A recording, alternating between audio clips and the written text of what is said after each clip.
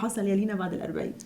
بعد ال40 ايه اللي حصل؟ البودكاست هنبتدي اهو اول حلقة، ونعرف مع بعض ومع ضيوفنا ايه اللي حصل بعد ال40. معانا حسام. حسام عندك يعني تواجد كبير جدا على السوشيال ميديا من اللغة العربية، وانت كمان يعني صحفي وكاتب في المقام الاول، وحلوه المقام دي صح؟ عجبتني. انا عايزه اقول لك ان انا يعني قلقانه من اول الحلقه للواحد يقول حاجه غلط كده ولا كده، عشان انت بترصد. قلقانين منك يا حسام. لا هنعديها المره دي. وحسام كمان لما تم 40 سنه، مش كده؟ اول ما تميت 40 بقى عندك البوستس بتاعه عطايا ال40. تمام. ويمكن ده كمان اكتر حاجه ليها علاقه بالحلقه النهارده. حقيقي. طيب ندى هقول بقى كل الحاجات بتاعتك التايتلز كلها، وبعدين هنبسطها قولي لايف كوتش وان ال بي براكتيشنر وموتيفيشنال سبيكر، وانت هتشرحي بقى الحاجات. لايف كوتشنج يعني انه وين مفهومه. ان ال بي اللي هي البرمجه العصبيه اللغويه، ان ازاي واحنا صغيرين كنا بروجرامد او متبرمجين من المدرسه، الكالتشر اللي حوالينا، اهلنا، وازاي شويه شويه نقدر نشيلها. ودي طريقه بتقدري من خلالها ان انت تعملي، مش عايزه اسميه علاج ولا بنسميه علاج؟ لا مش بنسميه علاج، هو مش ثيرابي. هو زي لايف كوتشنج، هو طريقه بتساعدي بيها الشخص يعرف نفسه اكتر، يعرف هو عايز يعني ادام الادوات. اوكي. وموتيفيشنال سبيكر كمان. كان عندك تجربه خاصه هنتكلم عليها، وبتقدري ان انت تعملي كمان يعني سبيتشز وتحفيزيه. صح يا حسام؟ صح كلام تحفيزي، خطابات تحفيزيه. قلقانه من حسام جدا على الكلمات المظبوطه الصح. مفيش داعي ان احنا نغلط في وجود حسام. بالظبط. طب احنا بعد ال40 ايه اللي حصل؟ وده اسم البودكاست، ودي اول حلقه، واحنا مبسوطين ان انتوا معانا في اول حلقه عشان نقدر نحاول نفهم بقى كلنا مع بعض كده ايه اللي حصل بعد ال40. عايزاه يعني لو انتوا تقولوا لنا تجاربكم حتى انتوا الشخصيه. يعني لو ندى نبدا بيكي، تجربتك انتي الشخصيه لما تميتي 40 سنه. واحنا طبعا بسرعه بس شديده كده، ليه قلنا بعد ال40؟ علشان يعني في معظم الاحيان الديفينيشن بتاعه منتصف العمر، التعريف بتاع منتصف العمر بيبدا من ال40 او ال45 على حسب التعريفات المختلفه، لل60 او ال65. فاحنا بنتكلم على 20 سنه دي. فحسيتي بايه بقى لما دخلتي المرحله دي؟ هي فعلا مرحلة مهمة قوي، لأن هي ليها وقفة، ليها احترامها، ليها هيبتها كده. يعني سواء قبلنها أو مش قبلنها، بس هي وقفة في حياتك بتحسي بتراجعي فيها كل اللي حصل. طب اللي جاي، طب إيه اللي أنا، في حاجات كلها بتتغير في الحياة. بس أنا فاكرة إنه وقتها أول سنتين بالذات كنت فرحانة قوي، لأنه كنت عايزة أثبت إن لا أنا صغيرة وأنا تمام وكده. فكنت حاطة في دماغي إنه لا أنا عايزة أجري، حاطة أهداف كده معينة عايزة أعملها. فأول سنتين كانت تمام. بس هي مما لا شك فيه، يعني في واحد صاحبي قال لي يوم ما تميت 40 جسمك هيبتدي يفرض عليكي هو عايز ايه، مش انتي اللي هتمشيه بمزاجك. نكد عليكي بقى، نكد عليكي جامد. وكنت اللي هو مش مقتنعه، بس مع الوقت بعد ما كنتي مبسوطه، بس مش هو معاه حق. ليه عمل كده؟ يعني بدري قوي ان الواحد يتواجه بالحقيقه دي. بس يمكن عشان تلحق تحضر نفسها انه يعني هو اكيد قصده خير، هو بينبهها عشان ما يعني بالظبط. واكشلي معاه حق انه بتحس الجسم خلاص هو اللي بيملي عليكي. وحسيتي ان جسمك بيفرض عليكي حاجات من اول 40 ولا بعد لا شويه؟ من 44 45 من منتصف الاربعينات. لا 45 تحسي بشو الا مين قفل النور فجاه، وليه ما حدش بيقول انه ده سن مهم وكده. يعني. بس ما كنتيش مخضوضه؟ يعني ما كنتيش حاسه ان انت دخلتي كده لمرحله الست الكبيره بقى اللي لازم تعمل حاجات وما تعملش حاجات، وزي ما احيانا هي بتيجي في دماغك غصب عنك، لان تحسي ان من واحنا صغيرين اهلنا كانوا في الاربعينات والخمسينات، يعني انا هلبس تاير وايبولات وحبقى كده. بس هي بتيجي في دماغي، بس لا انا جوه حاسه ان انا ما حسيتش مقتنعه خالص بقى. يعني انا دخلت في الاربعينات دي وانا مش واخده بالي حقيقي. يعني انا ودلوقتي احنا يعني في تمينا 50. ايوه انا ولينا وانا افتخر. جميل قوي التصالح اللي انتوا فيه ده. مفيش تصالح خالص. لا يا منى متصالحه، انا مش متصالحه يا حسن. قصدي الناس بتخبي اعمارها.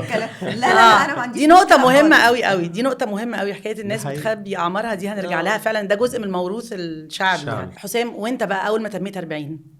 انا طول عمري متصالح مع المراحل العمريه اللي بمر بيها، وعارف ان كل حاجه ليها مميزات وليها ايجابيات. فال40 بالنسبه لي الفكره ان انا كنت متوقع حاجات معينه في السن ده خاصه بالاستقرار الوظيفي، بتحديد الغرض من الوجود في الحياه. الحقيقه مفيش اي حاجه من دي اتحققت، ولقيت ان انا تقريبا الاربعينات هي الثلاثينات هي العشرينات، ما زال الواحد بيجري مفيش اي تطور حصل. مفيش اي تطور. مفيش اي تطور بمعنى ان مش دي التوقعات اللي انا متوقعها، لكن اكيد المسيره بتاعت الواحد اتغيرت من سنه لسنه، من عقد لعقد. لكن اكتر حاجه كانت لافته بالنسبه لي ان انا شخصيا حسيت بالهدوء، ما عدتش متصربع على الحاجات. ما اعرفش بقى زهد ولا نضج واكتشاف ان كلها محصله بعضها ومش فارقه. يمكن عشان كده كان عندي عيوب ما كنتش متقبلها او كنت بحاول افلت منها. بعد ال40 اكتشفت ان لا، مش عيوب قوي يعني مش للدرجه دي يعني. بس انا جه في بالي حاجات وانت لما عملت هاشتاج عطايا ال40 ان انت صغير نسبيا على ده. يعني انت كتبت ده في اوائل الاربعينات، انت بدأت اول ما تميت 40. وفيها تقريباً. نظرة عميقة جدا لحاجات ممكن الواحد يوصل لها بعد سنين كتيرة. يعني دي بقى بسبب التجارب اللي عديت بيها ولا بسبب ايه؟ انا يعني كنت محظوظ طول حياتي ان انا الصندوق الاسود لمن حولي. يمكن الموضوع ده بدأ من اعدادي ولا حاجه. فانا طول الوقت عندي معين لا انضب من التجارب، سواء التجارب الشخصيه او الروافد اللي بتجيلي من اليمين والشمال. تجارب الاخرين. فعندي مساحه اوسع للنظر. وبما اني كاتب واللغه هي لعبتي او وسيلتي المفضله للونس، فانا دايما بقعد اتامل التجارب، اتامل الكتابات، لدرجه ان انا عندي نصوص بعيد كتابتها اكتر من مره وبعملها اكتر من اصدار، لمجرد ان انا بتونس بالكتابه وبشوف زاويه تانية، دي حلوه ودي حلوه ودي حلوه، طب ما نعمل اكتر من اصدار منه. كمان في سن ال40 اعتقد برضو زي ما كنت بتكلمي فكرة الجسم نفسه. ما حسيتش بانحدار رهيب في قصة القدرات الجسدية والكلام ده، لكن بلا شك ان المجهود الصغير عاد بيأثر، خصوصا انا للأسف مش رياضي. فغصب عني بدأت التفت برضو لفكرة ان انت لازم كل الموترات، كل الاشياء اللي كانت بتثير غضبك او بترفع ضغطك لازم نبدأ نلعب على الهادي. صحيح. لان ده وسيلتي ان انا اكمل، فانا مش محتاج اخسر وسيلة المواصلات بدري قوي كده، لسه بدري على المعاناة دي. طيب نقطة تانية بقى، ندى انتي بتتعاملي مع ناس كتير كلايف كوتش، وبيجيلك ناس كتير تتكلمي معهم اكيد من مختلف الاعمار يعني. صحيح. ومن مختلف الخلفيات الثقافية والاجتماعية والنفسية. كل واحدة بقى او كل واحد عنده رصيده اللي طلع في الاخر البني ادم اللي قدامك ده. صحيح. احساس كل حد بسنه وتقبله ليه او عدم تقبله ليه جاي من ده، جاي من اللي مر بيه او الناس اللي حواليه اثرت فيه ازاي، او التجارب اللي مرت بيه الى اي مدى يعني. الى اي مدى؟ هقول لك حاجه في الحته دي مش هتصدقيها. في واحده كلاينت عندي عندها 25 سنه، فكان عيد ميلادها وبتاع، بنتكلم مع بعض كل سنه طيبه مش عارفه ايه، تقولي انا ما بحبش السن وانا مش مصدقه ان انا تميت 25 سنه. لا يا حبيبتي، هم لما تدخل اكتر من كده انا بخاف من السن وانا بخاف من كذا. فهي اكشلي بترجع لمخاوف معتقدات معينه من وانتي صغيره، مش بس هي ممكن تبان اكتر لما بنتم 40 او 50. بس هي من وانتي صغيره في ناس بتخاف قوي من العجز، بتخاف قوي من شكلها يتغير، بتخاف يعني. هل ده مثلا من محيط الاسره او من التربيه او من نوع معين من التخوفات؟ اكيد يعني ليها اساس في وبيبقى قريب قوي من الام يعني. اكتر حاجه الام عامه شكلك، او لو الثقه في النفس هي مدمره لك ثقه في النفس، تقبلك لنفسك. انت قلت حاجه ان مع السن اللي بنتعلمه تقبلي عيوبك اكتر، هتشتغلي عليها وتحسنيها، بس بنقبل نفسنا اكتر، وده اللي بيريحنا، وده دي حلاوه السن. لكن لو وانت صغيره مش قابله نفسك ومش حابه نفسك، فانت مروه من كل حاجه. بالظبط. بس في رجاله بتخاف كتير كمان، مش بس الستات. احنا بقى ده سؤال مهم قوي عايزين نساله لحسام، لان احنا ستات 3 كده قاعدين فاهمين نفسنا. تفتكر انه من واقع تجربتك وبرضو ملاحظاتك يعني الخارجيه، هل انت شايف انه بتفرق من راجل لست؟ يعني لان اللي انت حكيته الحقيقه شبه قوي اللي احنا حسينا بيه. في اي اختلاف بقى تاني؟ انا اعتقد ان الرجاله حته العمر عندهم مش زي الستات خالص. في نوع، بل بالعكس هم بيحاولوا يكبروا نفسهم طول الوقت. لحد سن معين. ما اعرفش، ولا انا على ما طول؟ شفتش. انا شخصيا بعمل ده، يعني انا في بعض الاحيان انا بدي كورسز، فلما اكون رايح لناس اكبر مني سنا وعمرا فانا غالبا بربي دقني، لان الدقن بتديني عمر اكبر من عمري، وقار. فده بيسهل لي نقل المعلومه. فلا في نفس الوقت انا طول الوقت شايف ان فعلا العمر مجرد رقم، دي مش كلمه بنقراها على فيسبوك. انا ما عنديش احساس ان انا عندي 40 سنه ولا 44 سنه، ما عنديش. انا لا، لسه كلنا ما عندناش احساس ان احنا عندنا رقم. انا كلنا ما عندناش احساس خالص. انا عندي محدش 16 فينا عام جوايا، محدش فينا متخيل ان هو 16 سنه. بس ما رضيتش انا اقول جوه عشان- دايما 16 معروفه. ما هو ده اللي انا بقصده لما قلت ان انا دخلت ال40 وانا مش واخده مش واخدين بالي، بالنا. يعني حصلت مش حاسه فجأة. انه ونفس في مشكله. حتى انا شخصيا كحسام لسه بمارس نفس الممارسات اللي كنت انا العيال بينزلوا يلعبوا في الشارع، عيالي ما عنديش اي مشكله ان انا اطلع اجري وراهم. يجي الراجل بتاع غزل البنات اشتري واكل معاهم في الشارع. أيوة يعني طبعا. وشايف ان ده صحي، لان هو فعلا كده. لو انا حسيت ان انا كبرت، حتى لو عندي 25 سنه، لو انا حسيت ان انا كبرت خلاص هتكبر بفتح فعلا. الباب هكبر فعلا. طبعا صحيح. لكن- بس مثلا يعني يمكن في الاختلاف الكبير ما بين الراجل والست، او يعني على الاقل ده اللي احنا بنشوفه بشكل حتى سطحي، انه الست او كتير من الستات مش كلهم يعني السن بيبتدي بقى يبان في شكلهم. بالظبط. واظن ان ده بيبقى موضوع حساس جدا بالنسبه للست، ان شكلها التجاعيد، شعرها ابيض، مش عارفه ايه كده. الراجل بنعتقد ويمكن نكون غلطانين انه لما شعره بيبيض بيحلو.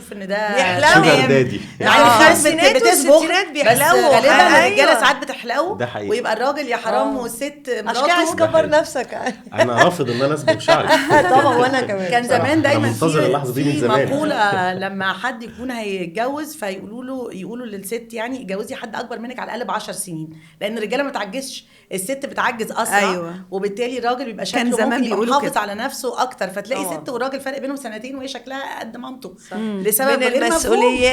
المسؤوليات طبعا المسؤوليات، لا، ولو في خلفه وعيال الرجاله كمان انا بشوف ان هم عندهم مساحات اكتر للتجاوز. يعني احنا فعليا ده اللي يمكن الستات ما بتعرفوش. احنا ممكن ننزل نقعد على القهوه، نقعد 3-4 ساعات ما بنعملش اي حاجه فعلا. يعني احنا ما بنعملش اي حاجه، ما ده بنفكرش حقيقي. في اي حاجه، في اي قضايا. صحيح. حتى بيسموها بره النوثينج بوكس. احنا بنبص في نقطه في الفراغ. كده، في الفراغ. الست يمكن ما تقدرش تعمل ده، او ساعات ما بتستوعبش اصلا ان الرجاله بيعملوا ده، وبتظن ان اكيد في كارثه، في مصيبه، في حاجه. لكن هو فعلا احنا عندنا القدره ان احنا نفرغ الطاقه السلبيه بتاعتنا في حاجه زي كده. كده ما بتعجزوش. لا، واحنا بنعجز الحقيقه يعني، بس مش بدري عجز قوي يعني. مختلف. نوع اخر، عجز نفسي ربما من المسؤوليه، من لكن لعل فعلا موضوع الشكل ده ما بيظهرش قوي. وانتوا على قد ما بتهتموا ببشرتكم وبتعملوها احسن معامله في الحياه واغلى كريمات، احنا ما بنعملش اي حاجه من الحاجات دي. انا من اسبوع بطريق الخطا استحميت بمعطر ملابس ولا اي حاجه، كنت سعيد جدا ومبسوط وما عرفتش الفرق. انا لقيت علب كتيره محطوطه في الحمام، بنتي فخدت واحده منهم، فخدت ريحتها حلوه وخلاص. هم شموني بره بقى.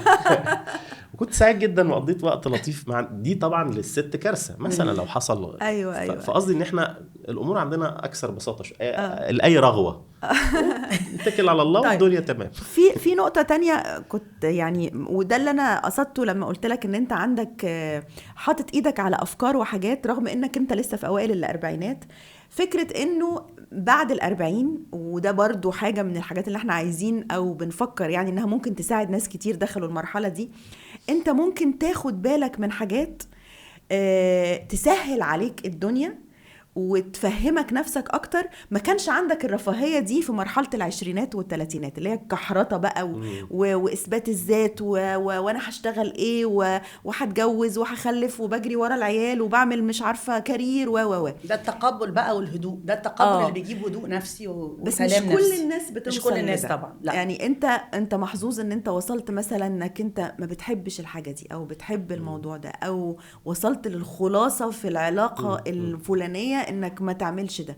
فإلى أي مدى يا ندى، وبعدين هنسمعك طبعا يا حسام، إلى أي مدى الناس بتعرف توصل لده بسهولة في مرحلة الأربعينات والخمسينات، إنها تحط إيدها على اللي هي بتحبه بجد واللي يريحها بجد، واللي لو استغنت عنه يعني هتشيل من على نفسها وتبطل تعمل تنازلات ملهاش لازمة. هو أنت بتلاقي نفسك لوحدك كده، بيبتدي مش خلقك بيضيق، بس ما عندكيش وقت تضيعيه. يعني انت دماغك كده لما بتقفي مع نفسك اول الاربعينات تحسي لا ما عنديش وقت اضيعه ان انا ابسط الناس على حساب نفسي، ان انا اقول على كل حاجه وابهدل نفسي. بتحسي انه لازم اعرف اختار اكتر، بتفلتري كده، اختار وقتي هقضيه في ايه. عندي طاقه مش ما عنديش، بس لازم احافظ عليها.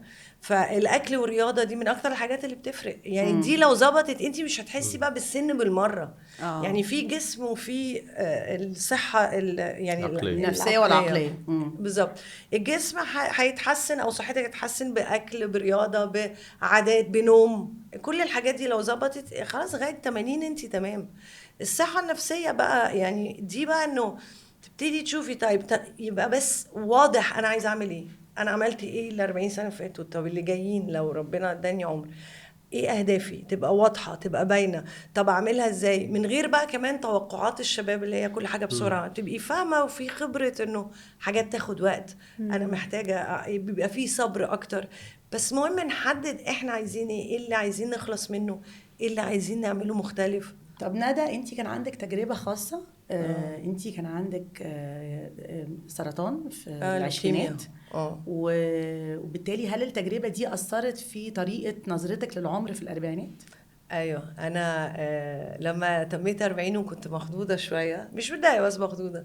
فاختي بتقولي انت ايه في مخضوضه من ايه؟ قلت لها يعني 40 رقم مهم وبتاع. قالت لي احنا كنا لاقيين العمر ده دي كان المفروض تروحي من زمان، فاصلا المفروض تبقي مبسوطه قوي انت بقيتي 40. فانا يعني هي خضتني بس كان معاها في منطق. منطق شفتي جدا. الموضوع فجاه انه اصلا الحمد لله اني عشت كل ده. هو ارادنا انا اعيش كل ده. وقتها لما عملت 41 سنه الهاف ماراثون 21 كيلو، كل حاجه اتغيرت في دماغي. انه ما فيش حاجه اسمها انا كان صحتي في عشريناتي اوحش من اربعيناتي، يبقى ما فيش قانون او رول احنا نسلم بيه. عايزين نعمل حاجه مختلفه واشتغلنا عليها ممكن تحصل قوي. فغيرت كل اللي المفروض واللازم، والمنظور بتاعك للعمر اختلف. لما يجي حد يقول لي خلاص ما فيش حاجه اسمها خلاص، طب ما في ناس لغايه دلوقتي 80 سنه بيجروا فول ماراثون، صح، وكانوا عاملين عمليه القلب وعاملين. يعني هي فعلا بس الواحد يشوف ويختار انه عايز يروح انهي حته. يعني طيب حسام، تفتكر كل الناس عندها قدرة انها تشوف ده لوحدها ولا ممكن تبقى محتاجة مساعدة؟ اعتقد بتبقى محتاجة مساعدة التجربة.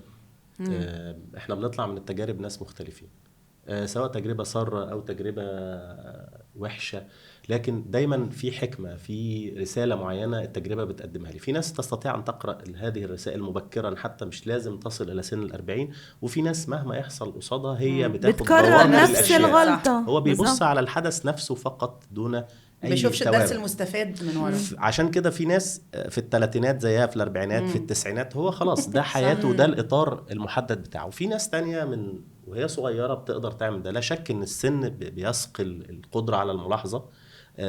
كمان بنبقى تخلصنا من حاجات احنا كانت موترانا طول عمرنا. فاعتقد يعني ازالة او زوال هذه الموترات بيدي مساحة اكبر لفكرة التأمل وفكرة انا رايح فين وجاي منين وبعمل ايه وكده.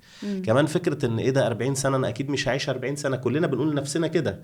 فلا، اللي فاضل مش زي اللي فات، فنلحق نفسي. فابدأ فعلا زي ما كنت بتقولي، مش لازم اقول على كل حاجة، مش لازم اصرف حياتي بقشيش على حياة الاخرين. لا، انا موجود وليا صوت ولا بد ان يستمع الى هذا الصوت. فابدأ اخش في سكة تانية ان انا اهتم بجسمي، اهتم بنفسي، اهتم باحتياجاتي. انا في حاجات كتيرة جدا ما كنتش اجرؤ ان انا اعملها قبل كده. زي ايه؟ عملت دايفنج مثلا بعد 40 بجد، وانا ما بعرفش اعوم اساسا. فعلا؟ بس عشان نبقى منطقيين، ازاي بقى اتعلمت اعوم الاول ولا ما؟ لا خالص، الدايفنج ملوش علاقة بالسباحة. بتنزل مع ما خفتش انك تنزل العمق ده وانت متعومش؟ الخوف دايما موجود، بس هي فكرة ان ايه اللي هيحصل يعني هموت، ما خلاص مش هحس بحاجه بقى، يبقى اللي حصل حصل. وليه فكرت في الدايفنج بالذات؟ علشان انا عمري ما عملته، عشان انا كنت خايف جدا منه. انت تعمدت عشان دي حاجه كانت مخوفاك قوي. وتسلقت الجبل في سانت كاترين برضو لانها كانت متعبه جدا. وقعدت اقرا كتير عن القصه دي، ويشوفوني بقى وانا رايح وماسك صفاره، لان انا قريت انك لازم معاك صفاره عشان لو تهت، وماسك كشاف، عارفه صعيدي في الجامعه الامريكيه. ايوه. فدي الفكره انك بتبقي، او انا على الاقل كنت كنت اكثر جرأة على ان انا اعمل حاجات كنت بخاف اعملها حتى وانا اصغر سنا. بس انا حسيت ان ايه ده 40 سنه انتوا بتتكلموا جد يا جماعه. فانت يعني لازم تلحق تعمل الحاجات لازم دي. تلحق تعمل الحاجات دي ايا كان درجه الخطوره. وبرضه في النهايه هي تجارب محكومه، يعني انا ما رميتش نفسي في البحر. بس في ناس رمت، يعني في ناس رمت نفسها، وهنتكلم مع تجارب كتير. انا دايما برضو من الحاجات اللي انا بفكر نفسي بيها ان انا وصلت المنجز ما اقدرش اخسره، سواء كأسرة او كعمل. فحتى التجارب اللي باخدها في نسبة مخاطرة مفيش مشكلة، بس برضو مش مغامرة، هي مغامرة وليست مقامرة. طب انت كتبت حاجة في عطايا ال40 لفتت نظري جدا، يعني قريت كذا بوست من البوستس بتاعتك. فضل. بس لفت نظري قوي بوست بيقول لما تدخل ال40 او في السن ده بطل تقعد على دكة الاحتياطي. بمعنى ايه بطل تقعد على دكة الاحتياطي؟ ان انت تبقى لاعب اساسي في حياتك، تنزل ملعب. كل شخص يستحق ان يكون اساسيا لدى شخص اخر. يعني انا ما بقاش الخيار الثاني لاحدهم، اما ان اكون الخيار الاول او ما بقاش. كان قصدك بالنسبه للاخرين، انا فسرتها انت قصدك تنزل ملعب الحياه، ان انت تنزل ملعب حياتك. هي ميزه العبارات دي ان هي بتحمل مفتوحه على كل واحد حسب كل واحد، بس برضه ده معنى لطيف فعلا انك ما تأجلش حاجة بقى، خلاص ما عادش فيه وقت. وبعدين أعتقد إن إحنا برضو بعد 40 يمكن بيولوجيا حتى بنبقى أكثر استعدادا للخسارة. في سن الشباب إيه ده الشغلانة راحت، لا ده كانت مستقبلي، ده كانت حياتي، أنا هموت نفسي. لكن 40 الله جاب الله خد الله عليه العوض، بعد كده بتحس إن هي مش مشكلة. في شيء أعتقد يعني ما أعرفش شيء من الهدوء. هدوء جدا. السكينة والتقبل. يتقبل الشيء اللي بره ايديك. انا متهيألي وانت بالذات في العشرينات متخيله انه ممكن تكنترولي كل حاجه. أيوة. ومع العمر بتفهمي انه اوكي انا هسعى، بس النتيجه بتاعت ربنا مش سيطرتك محدوده. يعني هعمل اللي عليا يمين وشمال، بس التعلق بالنتيجه انا رايي مع السن بيقل. لو انا هعمل انا هسعى، بس لو عايزه في الاخر بصراحه يعني ما تهيأليش عشريناتي كان ممكن اوصل للتفكير بالطريقه يعني دي. انا تجربتي في ال40 بقى غير ال50. انتوا بقى لسه ما وصلتوش ال50، انا قربت قوي. انت قربتي قوي، انت لسه في المنتصف. احنا دخلنا خلاص وانا طمنونا الجو عندكم عامل ايه؟ كويس. الجو حلو جدا على فكره. نيجي يعني عند منى بس عند منى جوها انا ولينا عندنا موقفين مختلفين. انا ما عنديش اي مشكله في موضوع ال50 ده، وان انا دخلت ال50 دينا متوتره جدا ما اعرفش ليه. انا جالي نفس السلام النفسي ده في ال40. يعني دخلت ال40 مبسوطه جدا، حاسه ان انا مش 40 بس اوكي، هم قالوا ان انا 40 خلاص ده اللي مكتوب فتمام. وكنت مبسوطه جدا. وبعدين لما ابتديت بقى ادخل 48 49 ومقربه على ال50 ابتديت اتوتر جدا، مش عارفه ليه، مع اني في الاربعينات كنت تمام.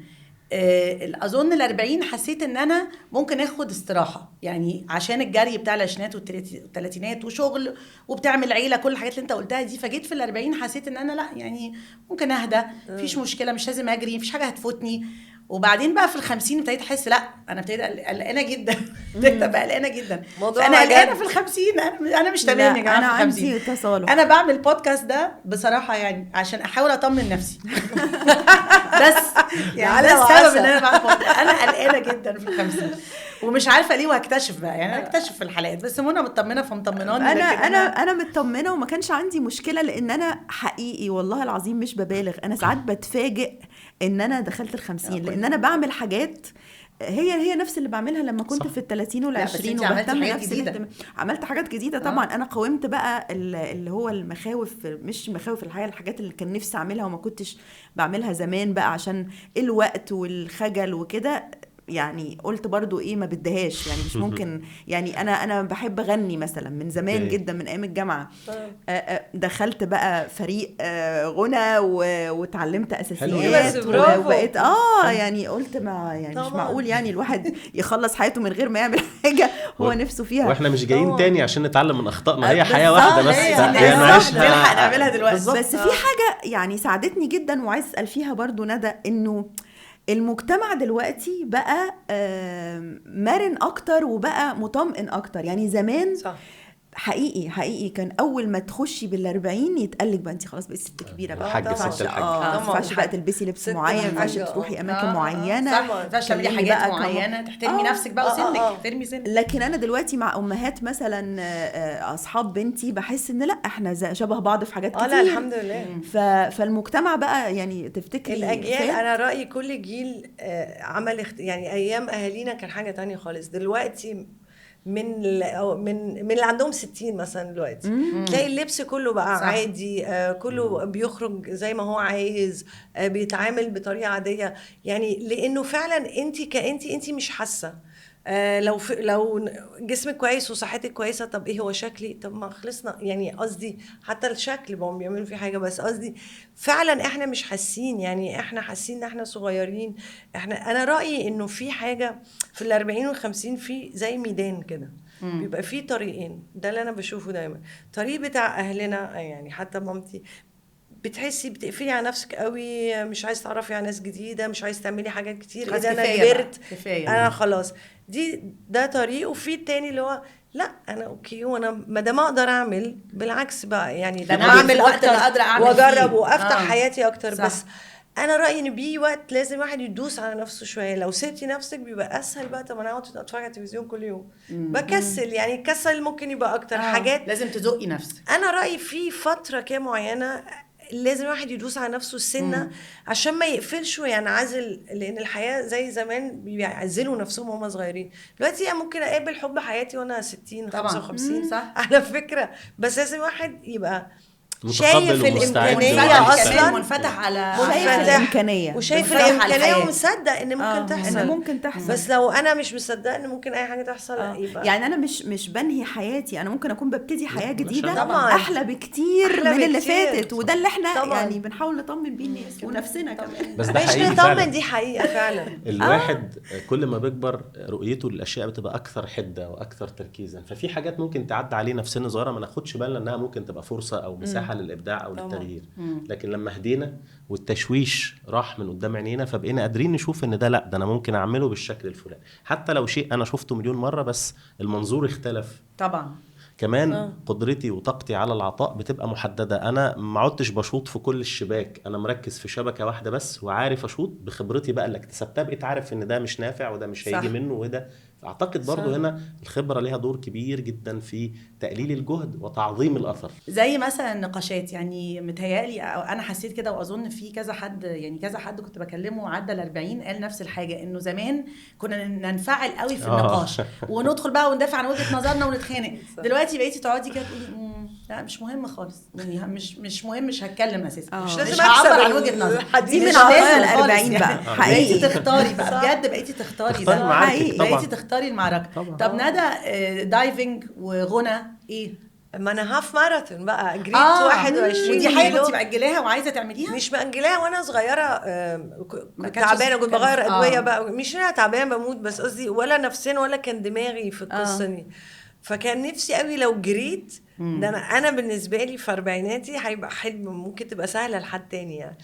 فلا اتمرنت 6 اشهر، اتمرنت طلع عيني ورحت عملتها في اسوان.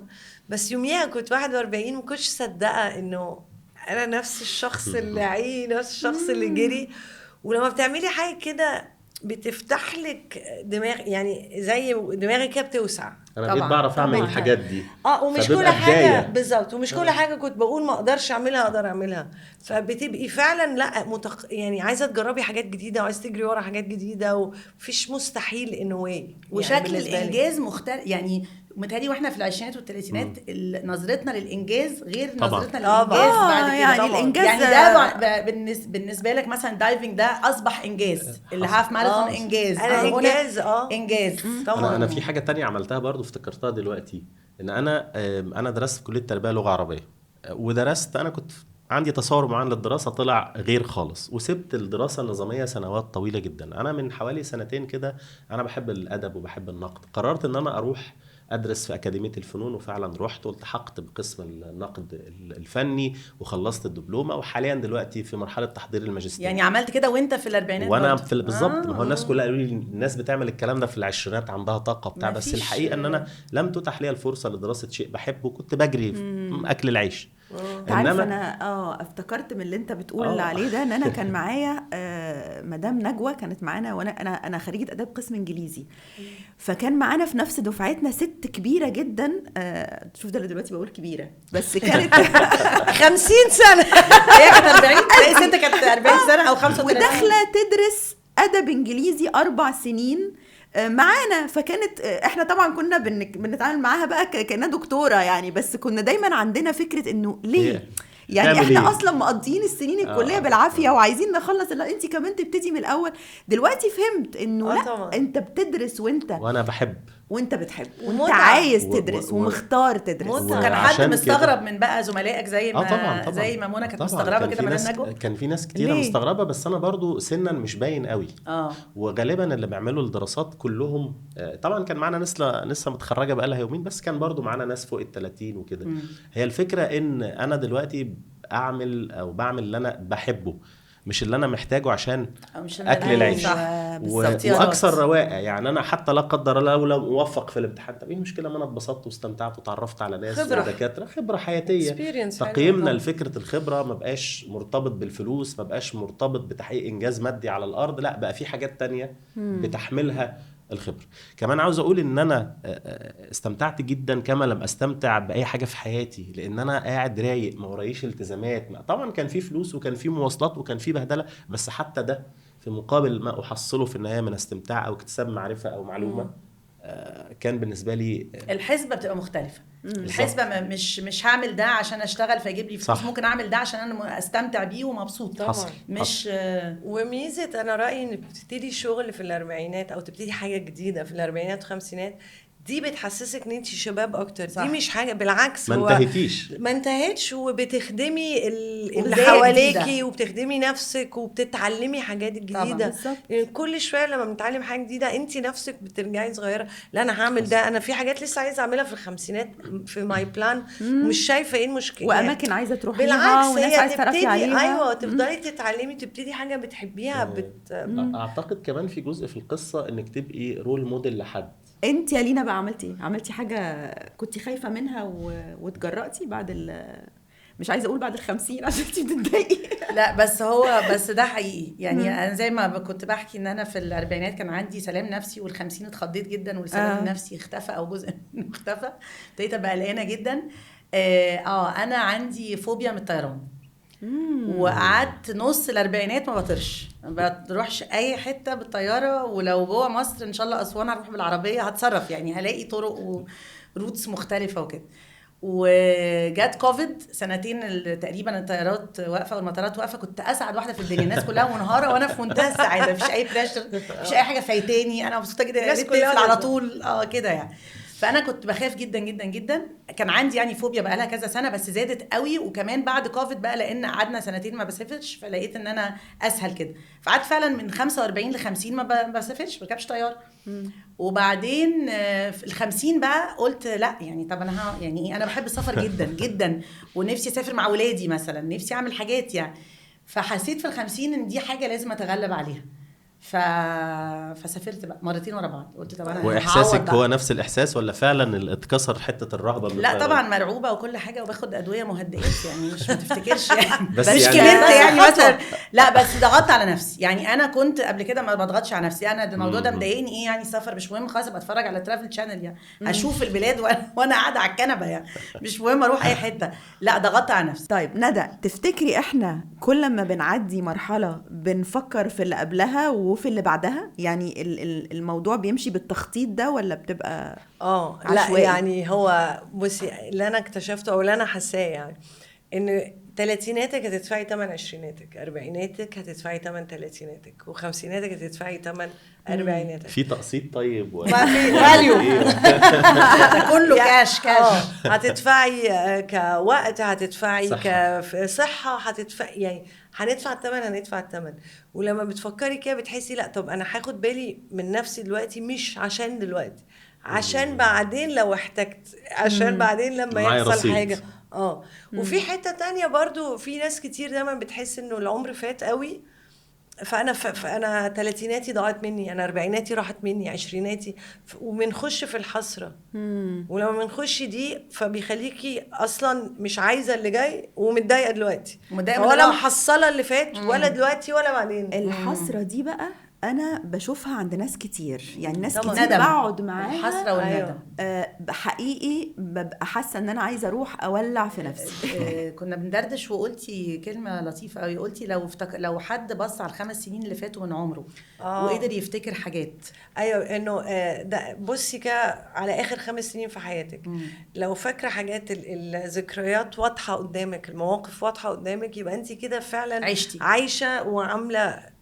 لكن لو ال5 سنين فاتوا زي اي حاجه مش فاكره منهم حاجه، يبقى انت على اوتو بايلوت، كانك ماشيه كده من كأنك غير في ساقية وعي وما ومن غير مش بتاخدي من غير الحياة تبقي بشكل، مش بتعيشي الحياة بالظبط بحقيقي. يعني بتتفرج مخليها على تعدي، الحياة مش بتتفرج على الحياة بتعيشها. مش بتعيشها. كأنك بتتفرج على نفسك دكة البعيد. الاحتياطي بتاعتك، هي دي دكة الاحتياطي. بالظبط. انا فهمتها كده، دكة الاحتياطي. طب ايه اكتر حاجه، يعني احنا طبعا اتعلمنا حاجات كتير خلال السنين اللي فاتت، بس ايه اكتر حاجه انتوا شايفين انها يعني حاليا انت حاسس انها درس واضح قوي قصادك وبتعمله يوميا بتنفذه؟ يعني هقول لكم مثال مثلا عليا عشان ممكن يبقى نبتدي بيك.